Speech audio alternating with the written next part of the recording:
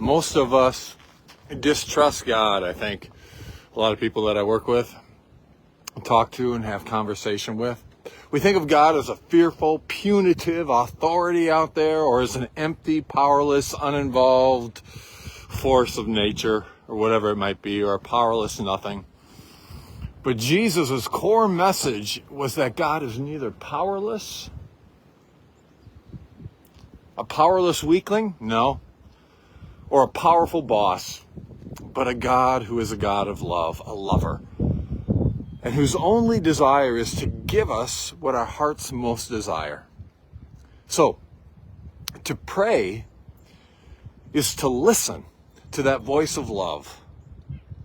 That's what obedience actually is all about. You know that Bible verse, to obey is better than sacrifice, but we misunderstand what obedience is. The word obedience comes from the Latin word obedire.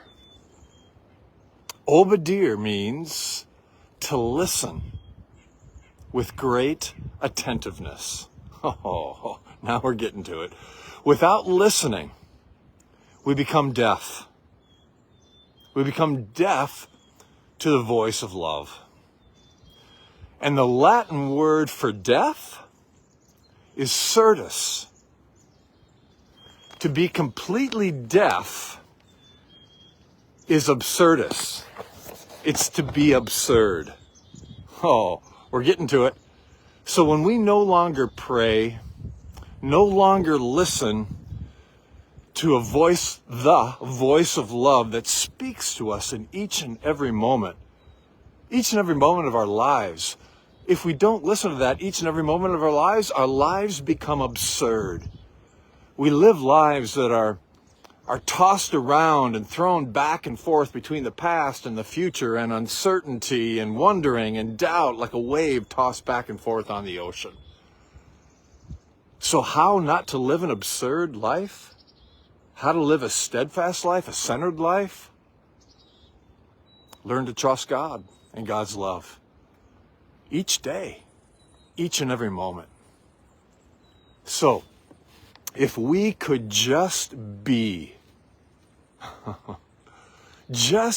for a few minutes each day, to be fully where we are, we discover that we're not alone, and that the one who is with us wants only one thing: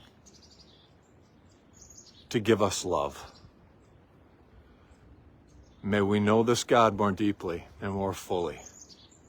And may you know this God today. Take what's helpful, leave the rest. Until next time, don't live an absurd life. And may this help us to live all the days of our life.